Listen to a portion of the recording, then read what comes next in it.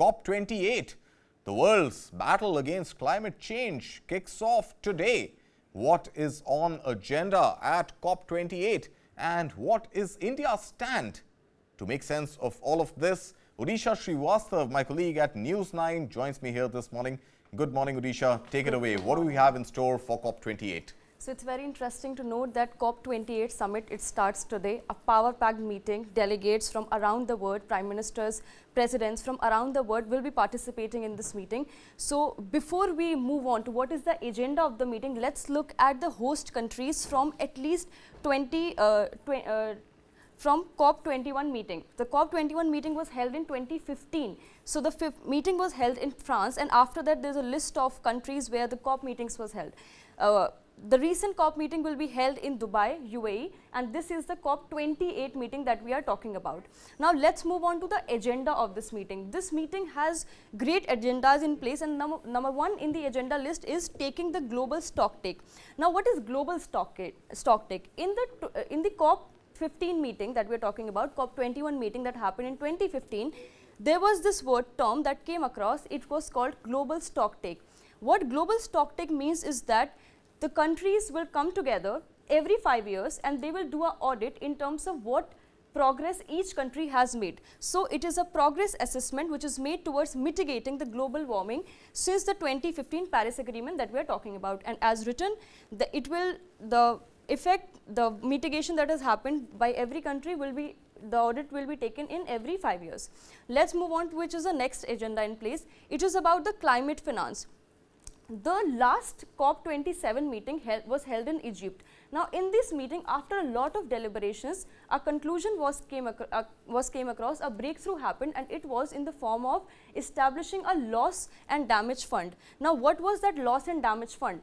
That loss and damage fund was that the developed countries who are developed at this point, for example the US, the UK, these developed countries will come together and they will fund some amount that will be used to mitigate the climate-fueled disasters that are happening in poor and vulnerable nations.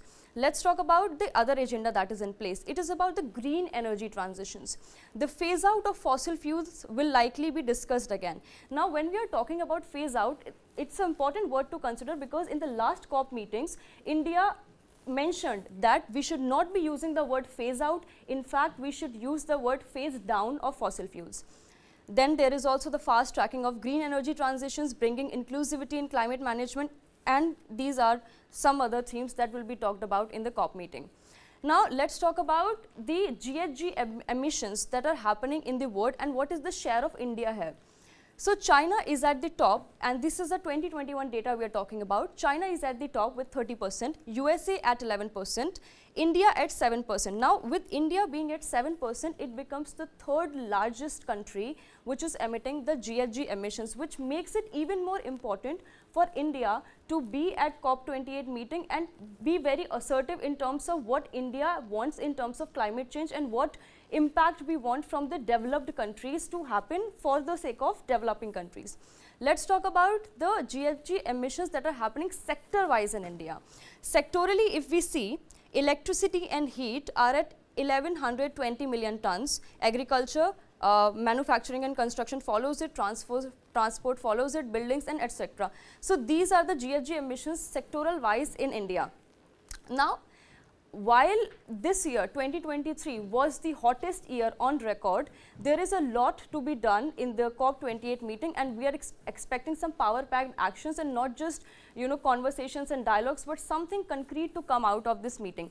In terms of the loss and damage fund that we talked about, developing countries said to the developed countries that they should at least give the developing countries $1,100 billion so that the impact of climate change that is borne by the developing countries can be mitigated. All right, Udisha, thank you so much. What a lovely explanation of COP28 and India's stand, India's greenhouse gases emission. And before we end, well, of course, Finance Minister Nirmala Sitharaman has also said that India is funding its own climate agenda without waiting for the $100 billion fund from the US and from other multinational banks, which is never really on the table. So India is going ahead and funding its own energy transition and its own fight against climate change.